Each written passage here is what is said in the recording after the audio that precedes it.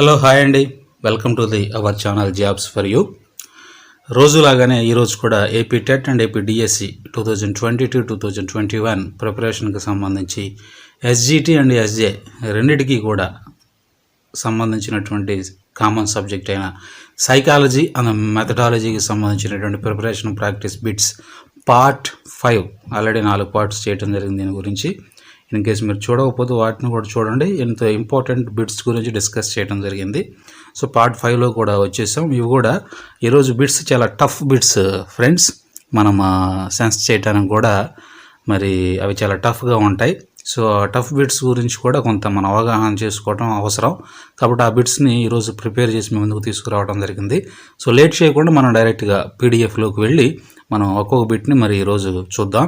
So చూడబోయే ముందుగా వచ్చిన రిక్వెస్ట్ ఏంటంటే, ఇప్పటివరకు మన ఛానల్ని మీరు సబ్స్క్రైబ్ చేసుకున్నట్లయితే సబ్స్క్రైబ్ చేసుకోండి ఫ్రెండ్స్. ఆల్ అనేటువంటి ఆప్షన్ సెట్ చేసి పెట్టుకోండి. అప్పుడే ఎప్పటికప్పుడు మేము ఏపీ టెట్ అండ్ డిఎస్సి గురించి చేసే మరి ప్రిపరేషన్ క్లాసుల గురించి కావచ్చు, అదేవిధంగా కరెంట్ అఫైర్స్కి సంబంధించినటువంటి క్లాసెస్ కావచ్చు, లేదా ఏదైనా ఇంపార్టెంట్ న్యూస్ గురించి, జాబ్ అప్డేట్స్ గురించి వీడియోస్ కావచ్చు, మీకు నోటిఫికేషన్ రూపంలో వస్తాయి ఫ్రెండ్స్. సో అంత మాత్రమే కాదు, మన ఛానల్స్ గురించి ఒక వాట్సాప్ గ్రూప్ కూడా క్రియేట్ చేయడం జరిగింది ఈ మధ్య. సో లింక్ డిస్క్రిప్షన్లో ఇచ్చాను. ఇన్ కేసు ఎవరికైనా ఇంట్రెస్ట్ ఉంటే జాయిన్ అవ్వండి. సో ఈ వీడియో మరి అప్లోడ్ చేయటం కంప్లీట్ అయిన తర్వాత దీనికి సంబంధించినటువంటి పీడిఎఫ్ ఫార్మేట్ని నేను వెబ్సైట్లో అప్లోడ్ చేస్తాను. లింక్ నేను కింద డిస్క్రిప్షన్స్లో యాడ్ చేస్తాను. మీరు ఇన్ కేసు అవసరం అనుకున్నటువంటి వాళ్ళు లింక్ ద్వారా మరి ఈరోజు మనం డిస్కస్ చేసే క్లాస్ యొక్క పీడిఎఫ్ ఫార్మేట్ని మీరు డౌన్లోడ్ చేసుకోండి. సో ఇది ఫ్రెండ్స్ మ్యాటర్. మనం డైరెక్ట్గా ఇంకా పీడిఎఫ్ ఫార్మేట్లోకి వెళ్ళి మనం ఈరోజు సిద్ధపరిచినటువంటి సైకాలజీ అండ్ మెథడాలజీకి సంబంధించిన ప్రాక్టీస్ బిట్స్ని మనం ఒక్కొక్కటిగా మనం చూద్దాం. సో వచ్చేసాం ఫ్రెండ్స్. సో నిన్నటి వరకు కూడా మనం మరి 70 ప్రశ్నల గురించి మనం డిస్కస్ చేయడం జరిగింది. So very very important. Previous పేపర్స్లో కూడా బిట్స్ రావడం జరిగింది, అటువంటి లాజికల్ బిట్స్ రావడం జరిగింది. సో ఈరోజు 71 నుంచి మనం ఒక్కొక్కటి చూద్దాం. సో ఈరోజు చాలా టఫ్ బిట్స్ గురించి డిస్కస్ చేయబోతూ ఉన్నాం ఫ్రెండ్స్. సో మీరు కాన్సన్ట్రేషన్ మిస్ కాకుండా ఒక్కొక్క బిట్ గురించి మీరు చూడండి. సో మనం డైరెక్ట్గా మరి ప్రశ్న చూద్దాం. గిల్ఫర్డ్ ప్రకారం సృజనాత్మక వ్యక్తుల లక్షణాలకు చెందిన అంశం ఈ క్రింది వాటిలో ఏది? గిల్ఫర్డ్ అనేటువంటి వ్యక్తి ప్రతిపాదించినటువంటి ఆ సిద్ధాంతం ప్రకారం సృజనాత్మకత కలిగి ఉన్నటువంటి వ్యక్తుల లక్షణాలకు చెందినటువంటి ఒక అంశం. సృజనాత్మకత కలిగి ఉన్న వ్యక్తుల యొక్క లక్షణాలకు చెందినటువంటి ఒక అంశం ఈ క్రింది వాటిలో ఉన్న అంశం ఏమిటి? గిల్ఫర్డ్ ప్రకారంగా అనమాట. సో ఆప్షన్స్ చూద్దాం. ఆప్షన్ ఏ ధారాళత, ఆప్షన్ బి అనమ్యత, ఆప్షన్ సి సహజత్వం, ఆప్షన్ డి పునర్విర్వచనం. So answer is goes to option B friends, అనమ్యత అనేది సృజనాత్మక వ్యక్తుల లక్షణాలకు చెందినటువంటి అంశంగా గిల్ఫర్డ్ గారు ఆయన థియరీలో చెప్పడం జరిగింది. సో నెక్స్ట్ ప్రశ్న మనం చూస్తే, ఈ క్రింది వాటిలో తప్పుగా జతపరిచినది ఏది? ఈ క్రింది వాటిలో తప్పుగా జతపరిచినటువంటి సిద్ధాంతం ఏది? సో కింద 4 ఆప్షన్స్లో 4 శాస్త్రజ్ఞులు ఉన్నారు. వాళ్ళు ప్రతిపాదించినటువంటి మరి పాయింట్స్ అక్కడ ఉన్నాయి. సో ఎవరిదైతే మ్యాచ్ కాదో అదే తప్పుగా జతపరిచింది అంటే దాని అర్థం మిగిలినటువంటి 3 కూడా మరి కరెక్ట్ సిద్ధాంతాలు అనేటువంటి విషయాన్ని గుర్తుపెట్టుకోండి. సో ఆ మిగిలిన 3 మరి ఇన్ కేసు వాటి గురించి బిట్స్ వచ్చినప్పుడు దానికి అటాచ్మెంటు దాని ఎదురుగా ఉన్నటువంటి ఆ పాయింట్ అనేది గుర్తుపెట్టుకొని దాన్ని కూడా మనం ప్రాక్టీస్ చేయాలి. సో ఈ క్రింది వాటిలో తప్పుగా జతపరిచినది ఏది? సో మనం ఆప్షన్స్ చూస్తే ఆప్షన్ ఏ గొడ్డార్డ్, ఆయన మార్టిన్ కల్లికాట్ కుటుంబం గురించి చెప్పడం జరిగింది.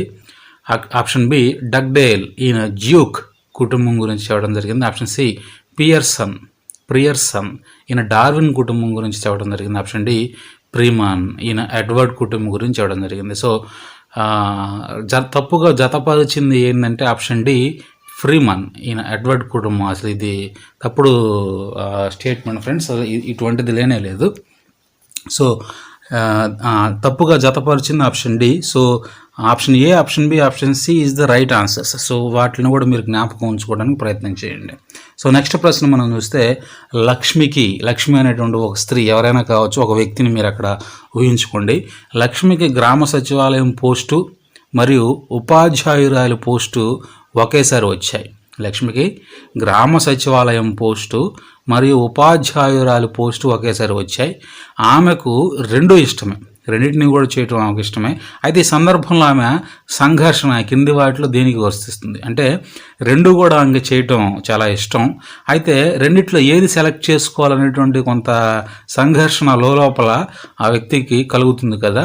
సో ఆ సంఘర్షణ ఈ క్రింద ఇవ్వబడినటువంటి అంశాల్లో దేని కిందకు వచ్చేటువంటి అంశము. సో ఆప్షన్స్ మనం చూద్దాం. ఉపగమ మరియు పరిహార. ఆప్షన్ బి ద్వి ఉపగమ మరియు పరిహార. ఆప్షన్ సి పరిహార పరిహార. ఆప్షన్ డి ఉపగమ ఉపగమ. సో ఆన్సర్ వచ్చేసి ఆప్షన్ డి ఫ్రెండ్స్, ఉపగమ ఉపగమ. సంఘర్షణకి ఇవ్వబడేటువంటి నిర్వచనం ఉపగమ ఉపగమ అనేటువంటి సంఘర్షణ కిందకి వస్తుంది అన్నమాట. అటువంటి సంఘర్షణకు లోని అటువంటి వాళ్ళు ఉపగమ ఉపగమ అంశం క్రిందకి మరి వస్తారు. సో నెక్స్ట్ ప్రశ్న మనం చూద్దాం. మోటివేషన్ అనే ఇంగ్లీష్ పదం మోవెర్ అనే గ్రీకు పదం నుండి వచ్చింది. ఓకే, మోటివేషన్ అనేటువంటి ఇంగ్లీష్ పదం మోవెర్ అనే గ్రీకు పదం నుండి వచ్చింది. దాని అర్థం ఏంటి అంటే మోటివేషన్ అంటే కాదు, మోవెర్ అంటే అర్థం ఏంటి, ఆ గ్రీకు పదం యొక్క అర్థం ఏంటి. సో ఆప్షన్స్ చూద్దాం. ఆప్షన్ ఏ చలనం, ఆప్షన్ బి ప్రేరణ, ఆప్షన్ సి ఉత్సాహం, ఆప్షన్ బి ఆసక్తి కలగటం. సో ఇవన్నీ కూడా కొంచెం ఇంచుమించుగా మోటివేషన్కి రిలేషన్లో ఉన్నట్టుగానే కనపడతాయి. అయితే ఆన్సర్ గోస్ టు మోవెర్కి సరైనటువంటి అర్థం ఇచ్చేటువంటి పదం answer A is equal to చలనం. సో చలనం, మోవెర్ అంటే చలనం అని అర్థం. సో దానిలో నుంచే మోటివేషన్ అనేటువంటి మరి పదం రావటం జరిగింది. మోటివేషన్ అంటే చెలింప చేయటం, అది చలనం పొందుకోవటం అలా. సో నెక్స్ట్ ప్రశ్న మనం చూస్తే గోల్మన్ ఉద్వేగాత్మక ప్రజ్ఞలో సహానుభూతి విశేషకానికి చెందిన నైపుణ్యం. గోల్మన్ ఆయన ఉద్వేగాత్మక ప్రజ్ఞ సహానుభూతి విశేషకానికి చెందిన నైపుణ్యం. గోల్మన్ ఉద్వేగాత్మక ప్రజ్ఞ, ఇది గోల్మన్ గారు మరి చెప్పినటువంటి మరి ఆ సిద్ధాంతంలోని మాట ఉద్వేగాత్మక ప్రజ్ఞ అని.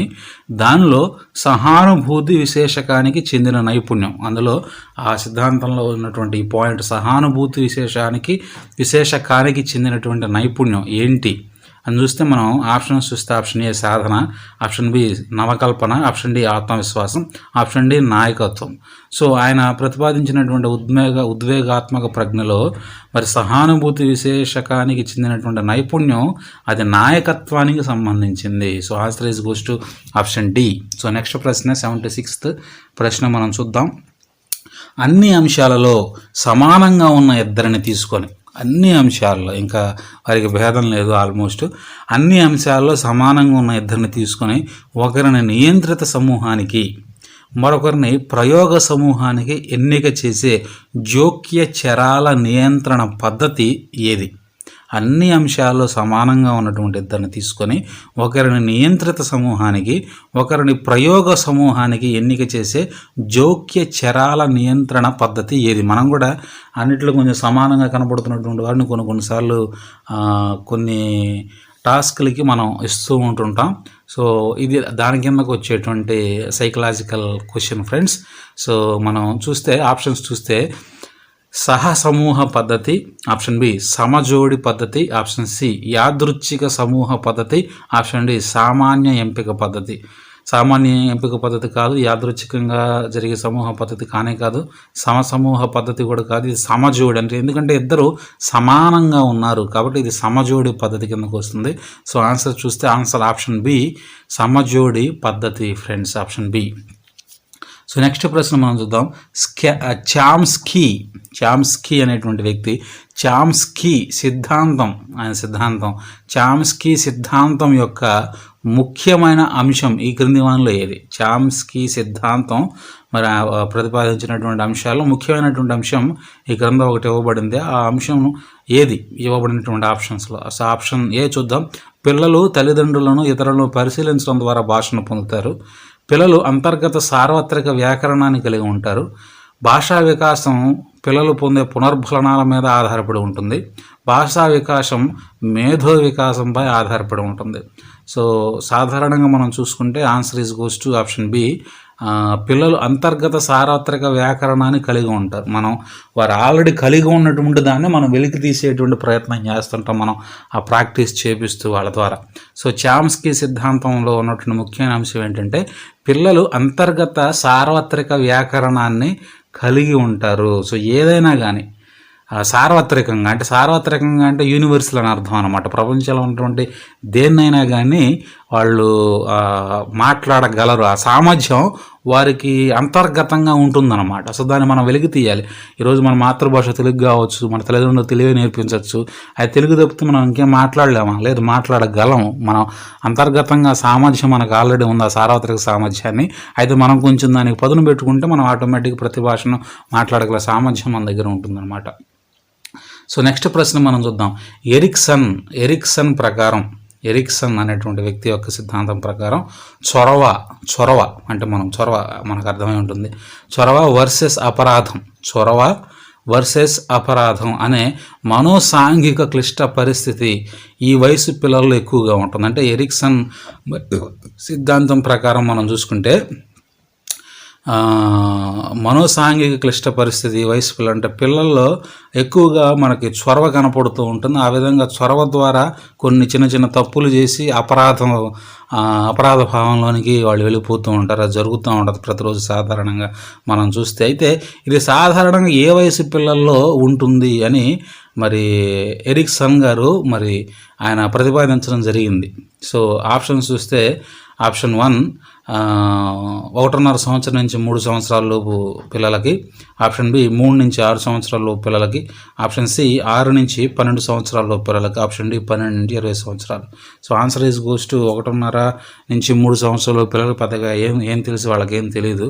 అయితే 3 నుంచి 6 సంవత్సరాల పిల్లలకి కొంచెం అలాగా తెలియని తనంతో అందరి దగ్గరికి చొరవగా వెళ్ళటం, తప్పులు చేయటం అనేది జరుగుతూ ఉంటుంది. కాబట్టి 3 నుంచి 6 సంవత్సరాలుగా మరి ఎరిక్సన్ గారు ప్రతిపాదించడం జరిగింది అనమాట. So answer is goes to option B.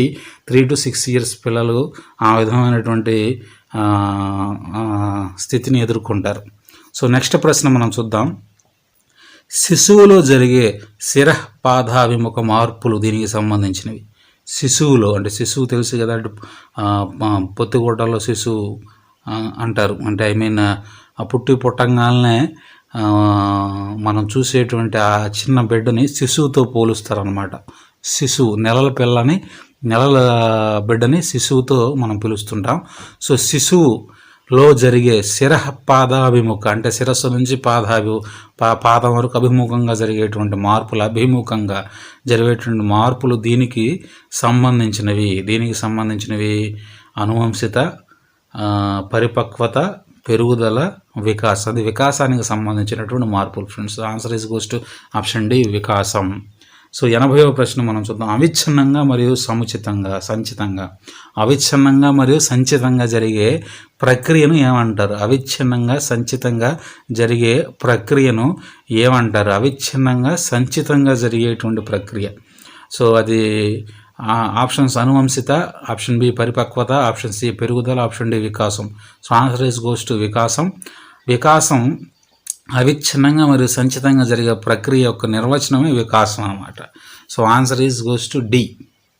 Next ప్రశ్న మనం చూస్తే నిర్దిష్టమైన క్రమానుగత పద్ధతిలో జరిగే స్థిరమైన మార్పులను సూచించేది. నిర్దిష్టమైన క్రమానుగత పద్ధతిలో జరిగే స్థిరమైన మార్పులను సూచించేది ఏది? సో దీనికి కూడా సేమ్ ఆప్షన్స్. సో దీనికి కూడా సేమ్ ఆన్సర్.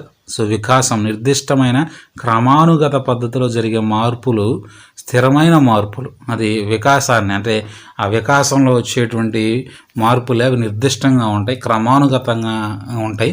అంత మాత్రమే కదా అవి స్థిరంగా కూడా ఉంటాయి. కాబట్టి ఆన్సర్ వికాసం. నెక్స్ట్ ప్రశ్న మనం చూద్దాం. ఈ పద్ధతిలో పరిశీలించేవాడు మరియు పరిశీలించబడేవాడు ఒక్కడే. ఈ పద్ధతిలో ఒక పద్ధతి ఉంది. ఆ పద్ధతిలో పరిశీలించేవాడు, పరిశీలించబడేవాడు కూడా అతనే, ఒకడే. సో ఆప్షన్స్ ఏంటి? ఒకటి అంతఃపరిశీలన, వ్యక్తి అధ్యయన పద్ధతి, ప్రకల్పన పద్ధతి, పై వాటిలో ఏది కూడా కాదు. సో ఆన్సర్ ఈ పాటికి మనకు అర్థమై ఉంటుంది. పరిశీలించేవాడు పరిశీలించబడేవాడు ఒకే సందర్భంలో అవుతుంది. అది మన అంతర్గతంగా మన గురించి మనం చర్చించుకున్నప్పుడు, అంటే అది అంతా పరిశీలన, మన అంతర్ముఖంగా చేసుకునేటువంటి పరిశీలన. కాబట్టి ఆ సమయంలోనే పరిశీలించేది మనమే, పరిశీలించబడేది ఎవరి గురించి అంతర్లీనంగా మన గురించి మనమే ఆలోచించుకుంటున్నాం. కాబట్టి పరిశీలించబడే వాళ్ళం కూడా మనమే. కాబట్టి answer is goes to option A, అంతః పరిశీలన. సో నెక్స్ట్ ప్రశ్న మనం చూద్దాం.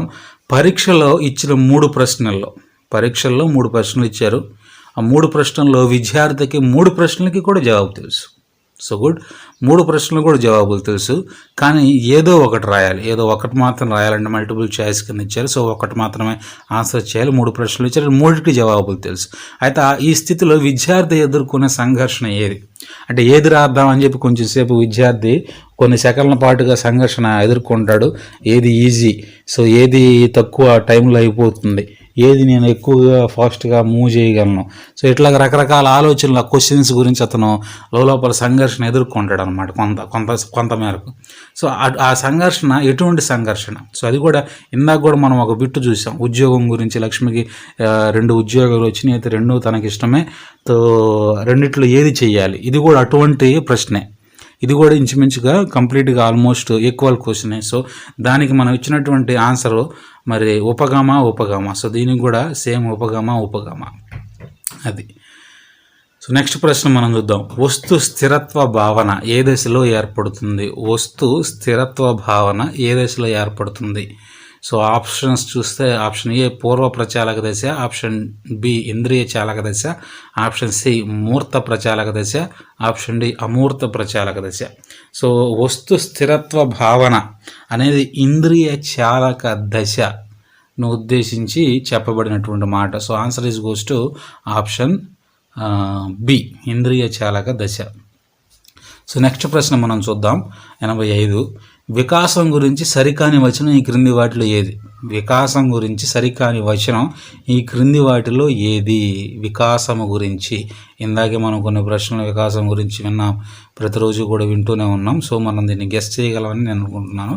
ఆప్షన్ చూద్దాం. ఆప్షన్ ఏ వైయక్తిక భేదాలు ఉంటాయి, ఆప్షన్ బి అన్ని దశల్లో ఒకే విధంగా ఉంటుంది, ఆప్షన్ సి క్రమానుగత పద్ధతిలో ఉంటుంది, ఆప్షన్ డి సంచిత ప్రక్రియగా ఉంటుంది. సో వికాసం అనేది మరి సరికాని పద్ధతి. అంటే వికాసం అనేది ఎప్పుడు ఒక రకంగా మాత్రం ఉండదు, ఎందుకంటే ఇందాక మనం చదువుకున్నాం, అది క్రమానుగత పద్ధతిలో ఉంటుంది, అది స్థిరంగా ఉంటుంది, ప్లస్ అది దాంట్లో కొద్దిగా భేదాలు ఉంటాయి. ఈ వివరాలన్నీ కూడా ఇందాక మనం చూసాం. సో ఎందుకంటే వికాసం అనేది పెరిగే కొంది వికాసంలో కొన్ని పరిమాణాత్మక మార్పులు అనేవి జరుగుతూ ఉంటుంటాయి కామన్గా వారి నేచర్ని బట్టి. సో అన్ని దశలు ఒకే విధంగా ఉంటుంది అనేది సరికాని వచనంగా నాకు కనపడుతుంది. సో ఆన్సర్ చూద్దాం. ఆన్సర్ ఆప్షన్ బి, అన్ని దశల్లో ఒకే విధంగా ఉంటుంది. సో వికాసం గురించి సరికాని వచనం ఈ క్రింది వాటిలో అన్ని దశల్లో ఒకే విధంగా ఉంటుంది. అంటే మరి సరైన వచనాలు ఏంటి? మరి సరైన వచనాలు ఏంటంటే మిగిలిన 3 మాటలు సరైన వచనాలు. వైయక్తిక భేదాలు ఉంటాయి వికాసంలో, వికాసం అనేది క్రమానుగత పద్ధతిలో ఉంటుంది, వికాసం అనేది సంచిత ప్రక్రియగా ఉంటుంది. సో 2 in 1 లాగా అనమాట. ఒకే ప్రశ్నలో 2 రకాల ఆన్సర్స్ మనకు ఉంటాయి. సో దాన్ని మనం గమనించగలగాలి. సో నెక్స్ట్ ప్రశ్న చూద్దాం. పిల్లలు ఆగకుండా ఏదో ఒకటి మాట్లాడుతూనే ఉంటారు. చిన్నపిల్లలు వారు ఆగకుండా ఏదో ఒకటి కంటిన్యూగా మాట్లాడుతూనే ఉంటుంటారు అనమాట. మనకి విని మనకి విసుగు పుట్టింది, కానీ వాళ్ళకి మాట్లాడడానికి విసుగు పుట్టదు. అలా ఆగకుండా కంటిన్యూగా మాట్లాడుతూనే ఉంటారు. సో అటువంటి వికాస దశ పిల్లల్లో ఏ దశలో జరుగుతుంది? ఏ దశలో ఆ విధంగా వారు మాట్లాడుతుంటారు? సో దీని గురించి ఖచ్చితంగా మనకు అనుభవం ఉండే ఉంటుంది. So this question also we can guess it. So options మనం చూద్దాం. ఆప్షన్ ఏ శైశవ దశ అంటే శిశువు దశ, ఆప్షన్ బి పూర్వ బాల్య దశ అంటే బాలుడి దశ మనం చూస్తే, ఆప్షన్ సి అనేది కూడా బాలుడి దశ అంటే కొంచెం ఎలిమెంటరీ, అంటే పూర్వ బాల్య దశ అంటే ఎలిమెంటరీ స్కూల్ రేంజ్ అనమాట, ఉత్తర బాల్య దశ అంటే హై స్కూల్ రేంజ్ అనమాట. అది పూర్వ కౌమార దశ అంటే ఇంటర్మీడియట్ రేంజ్ మనం అనుకోవచ్చు. ఇంటర్మీడియట్ డిగ్రీ రేంజ్లో పూర్వ కౌమార దశ ఉంటుంది. సో వాళ్ళు పిల్లలు ఆగకుండా కంటిన్యూగా మాట్లాడేది పూర్వ బాల్య దశలో అనమాట. ఎలిమెంటరీ స్కూల్ రేంజ్లో అంటే 3 సంవత్సరాల నుంచి 3 నుంచి దాదాపు 7-8 సంవత్సరాల వరకు అట్లా వాళ్ళు కంటిన్యూగా మాట్లాడుతుంటారు. So answer is goes to పూర్వ బాల్య దశ. వీటిని మనం కొంచెం లాజికల్గా ఆలోచిస్తే మనకు అర్థమైపోతాయి ఫ్రెండ్స్. అది మీకు అర్థం కావాలని నేను ఇటువంటి ప్రశ్న ఇక్కడ ఉంచడం జరిగిందనమాట. సో నెక్స్ట్ ప్రశ్న చూద్దాం. ఒక పిల్లవాడు ఇంటి నుండి పాఠశాలకు ఒక్కడే వెళ్ళగలిగాడు. అంటే ఒక పిల్లవాడు తన ఇంటి నుంచి పాఠశాలకి ఒక్కడే వెళ్ళగలడు, ఒక్కడే వెళ్ళిపోతాడు. అయితే స్కూల్కి ఎలా వెళ్ళాలి అని అడిగితే జవాబు మాత్రం చెప్పలేడు. అంటే ఇతను కూడా పిల్లోడు బాగా చిన్న పిల్లోడు అనేటువంటి విషయం మనకు అర్థమవుతుంది ప్రశ్నలో. సో దీన్ని బట్టి మనం ఆన్సర్ గెస్ చేయొచ్చు. ఇది కూడా పైన 86వ ప్రశ్న ఇచ్చినటువంటి టైపు ప్రశ్నే, అయితే కొంచెం డిఫరెంట్గా ఉంటుంది. మనం అర్థం చేసుకుంటే మనకు అర్థమవుతుంది. పిల్లవాడు ఇంటి నుండి పాఠశాలకు అక్కడే వెళ్ళగలడంట, అయితే ఎలా వెళ్ళాలంటే మాత్రం చెప్పలేడు. ఇట్టి సంజ్ఞానాత్మక దశను ఏమంటారు మనం చూద్దాం. ఆప్షన్ ఏ పూర్వ ప్రచాలక దశ, ఆప్షన్ బి ఇంద్రియ చాలక దశ, ఆప్షన్ సి మూర్త ప్రచాలక దశ, ఆప్షన్ డి అమూర్త ప్రచాలక దశ. So answer is goes to మూర్త ప్రచాలక దశ. ఇది అంటే అటువంటి మరి సంజ్ఞానాత్మక సందిగ్ధత మూర్త ప్రచాలక దశలో ఉంటుందన్నమాట. అంటే ఆ సమయంలో అతను వెళ్ళగలిగే సామర్థ్యం ఉంటుంది, అట్ ద సేమ్ టైం అతనికి అంత జ్ఞానం ఎట్లాగా ఎక్స్ప్లెయిన్ చేయాలనేటువంటి జ్ఞానం అతనికి ప్రస్తుతానికి ఆ సమయంలో ఉండదన్నమాట. కనుక జ్ఞానం కాదు సంజ్ఞానంలాగా పరిస్థితి ఏర్పడుతుంది. కాబట్టి దాన్ని మూర్త ప్రచాలక దశ కిందకి దాన్ని తీసుకురావటం జరిగింది. సో ఇది కూడా పై ప్రశ్న లాంటిది, మనం కొంచెం అబ్జర్వ్ చేయాలి. పిల్లలు ఒక వస్తువును పట్టుకోవడానికి మొదట చేతి మొత్తాన్ని ఉపయోగిస్తారు. అయితే ఆ తరువాత చేతి వేళ్లతో అదే వస్తువును పట్టుకోగలుగుతారు. పిల్లలు ఒక వస్తువును పట్టుకోవడానికి మొదట మనం చూస్తూ ఉంటే అంటే కొంచెం క్రమాన్ని మనం అబ్జర్వ్ చేయాలి, పిల్లల క్రమాన్ని. సో చేతి మొత్తాన్ని ఉపయోగిస్తారు. అయితే తర్వాత కొద్దిగా ప్రాక్టీస్ అయిన తర్వాత దాన్నే చేతి వేళ్లతో అదే వస్తువుని మరి పట్టుకోగలుగుతారు. ఇందులో ఇమిడి ఉన్న వికాస సూత్రం ఏంటి? ఆప్షన్ చూద్దాం. ఆప్షన్ ఏ వికాసం సాధారణ దిశ నుండి నిర్దిష్ట దిశగా సాగుతుంది. ఆప్షన్ బి వికాసం ఒక ఖచ్చితమైన నమూనాను అవలంబిస్తుంది. ఆప్షన్ సి వికాసం అవిచ్ఛిన్నంగా సాగుతుంది. ఆప్షన్ డి పవన్నీ కూడా కరెక్ట్. అయితే పైవన్నీ కరెక్ట్ కాదండి. ఇందాకే మనం వికాసం గురించి చర్చించుకున్నాం. అయితే వికాసం సాధారణ దిశ నుండి నిర్దిష్ట దిశగా సాగుతుంది, ఇది కరెక్ట్ ఆన్సర్. సో అదనమాట ఆన్సర్ చూస్తే ఆప్షన్ ఏ కరెక్ట్ ఆన్సర్. పిల్లలు ఒక వస్తువును పట్టుకోవడానికి మొదట చేతిని మొత్తం ఉపయోగిస్తారు, తర్వాత చేతి వేళలో అదే వస్తువును పట్టుకోగలుగుతారు. ఇందులో ఇముడు ఉన్న వికాస సూత్రం సాధారణ దిశ నుండి నిర్దిష్ట దిశగా సాగుతుందన్నమాట. సో ఈ సూత్రం ప్రకారంగా వాళ్ళు ఆ విధంగా వాళ్ళకి ఆ సామర్థ్యం అనేది వికాసంలో ఆ సామర్థ్యం అనేది వాళ్ళు పొందుకుంటారు పిల్లలు. సో నెక్స్ట్ ప్రశ్న చూద్దాం. ఒకానొక పరిస్థితికి వ్యక్తి పట్ల పొందికగా ప్రతిస్పందించడానికి ఉండే సంసిద్ధత అనేది, అంటే ఒకానొక పరిస్థితికి ఒక వ్యక్తి పట్ల పొందిక అంటే కలుపుకోలుతనం అట్లాగా ఉండటానికి, పొందికగా ప్రతిస్పందించడానికి అంటే ప్రతిస్పందన, మీరు గమనించాలి ఈ పదాన్ని. ఉండే సంసిద్ధత అనేది అతని ఏ లక్షణానికి గుర్తు, అతనిలో ఉండేటువంటి ఏ లక్షణానికి గుర్తు. ఒకానొక పరిస్థితికి వ్యక్తి పట్ల పొందికగా ప్రతిస్పందించడానికి అతను కలిగి ఉండే సంసిద్ధత అతనిలో ఏ లక్షణానికి అది గుర్తు. మనం చూస్తే న్యాచురల్గా మనం ఈ ప్రశ్నను బట్టి ఆలోచిస్తే క్యారెక్టర్, అతని క్యారెక్టర్లో అది భాగంగా మనకు కనబడుతుంది. అయితే ఆన్సర్ మనం చూస్తే ఆప్షన్స్లో మనం చూస్తే ఆప్షన్ ఏ సహజ సామర్థ్యం కాదు, ఆప్షన్ బి వైఖరి పాసిబిలిటీ ఉంది, ఆప్షన్ సి అభిరుచి కూడా సరితూగే జవాబు కాదు, సృజనాత్మక అసలు కానే కాదు. So answer is goes to వైఖరి అనేది క్యారెక్టర్ బేస్ మీద ఉంటుంది కాబట్టి అది వైఖరికి సంబంధించినటువంటి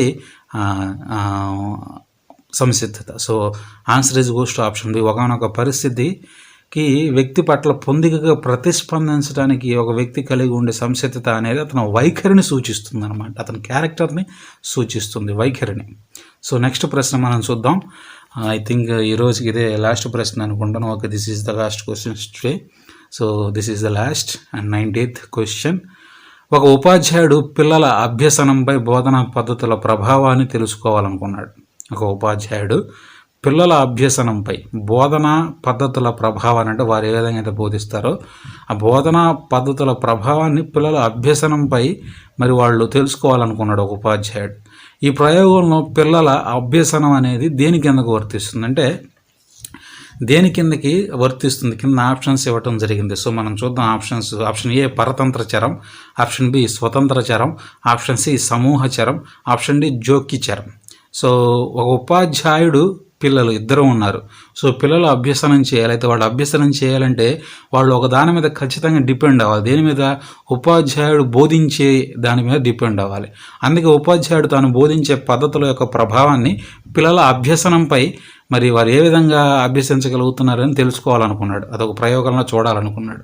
సో యాజ్ యూజువల్ ఇక్కడ పిల్లల అభ్యసనం అనేది ఉపాధ్యాయుడు చెప్పే బోధనా పద్ధతి మీద డిపెండ్ అయి ఉంటుంది. కనుక దీని అభ్యాసం దేని కిందకు వస్తుందంటే ఆప్షన్ ఏ కిందకు వస్తుంది, పరతంత్ర చరం. అంటే పరతంత్ర చరం అంటే మరొకరి మీద ఆధారపడి అంటే మరొకరిని ఆనుకొని మరొకరి పనితో ముడిపడి ఉన్నటువంటి ఒక లక్షణం అన్నమాట. ఇది ఒక లక్షణం. సో అది ఇక్కడ మనకి ఇవ్వబడినటువంటి ప్రశ్న స్పష్టంగా కనపడుతుంది కాబట్టి పిల్లల విద్యార్థులు ఉపాధ్యాయుడు యొక్క మరి ఈ ప్రయోగంలో so answer is goes to పరతంత్ర చరం. స్వతంత్ర చరం అంటే తనంతట తానే, సమూహ చరం అంటే మరొకొందరితో గుంపుగా కలిసి, జోక్య చరం అంటే వేరొకరు జోక్యాన్ని బట్టి వారు చేసేటువంటి అభ్యసనం అని. అయితే ఇక్కడ కరెక్ట్గా మనం చూస్తే పిల్లల అభ్యసనం గురించి మాత్రమే అక్కడ తెలియజేయడం జరిగింది. కాబట్టి పిల్లలు తమంతటా తామే అభ్యసించడం అనేది పాఠ్యపుస్తకాల గురించి అది కొంచెం సాధ్యపడేటువంటి విషయం కాదు. ఖచ్చితంగా ఉపాధ్యాయుడి యొక్క బోధనా పద్ధతి మీద వారు డిపెండ్ అయి ఉంటారు. కనుక అది పరతంత్ర చరానికి సంబంధించినటువంటి అంశం కిందకు వస్తుంది. So answer is goes to పరతంత్ర చరం, ఆప్షన్ ఏ.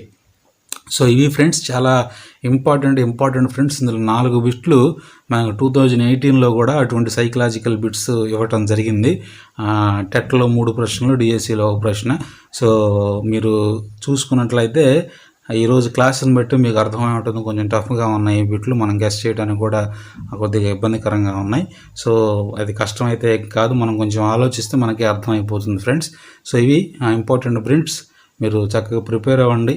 పీడిఎఫ్ లింక్ డిస్క్రిప్షన్లో ఉంటుంది, డౌన్లోడ్ చేసుకోండి. ఇన్ కేస్ మా బోధన పద్ధతిలో మరి ఏదన్నా మరి ఇంకొంచెం మెచ్యూరిటీ కావాలనుకుంటే మీరు డైరెక్ట్గా కామెంట్ రూపంలో తెలియచేయండి. నో ప్రాబ్లం, మేము దాన్ని మార్చుకోవడానికి మేము ప్రయత్నం చేస్తాం. సో ఇవి ఫ్రెండ్స్ ఈరోజు మనం సిద్ధపరిచినటువంటి సైకాలజీ అండ్ మెథడాలజీకి సంబంధించినటువంటి వెరీ ఇంపార్టెంట్ బిట్స్. సో ఇవి ఫ్రెండ్స్, థ్యాంక్స్ ఫర్ వాచింగ్. ఛానల్ని సబ్స్క్రైబ్ చేసుకోవడం మాత్రం మర్చిపోవద్దు ఫ్రెండ్స్. వీడియోని లైక్ చేయండి, షేర్ చేయండి. Thank you so much.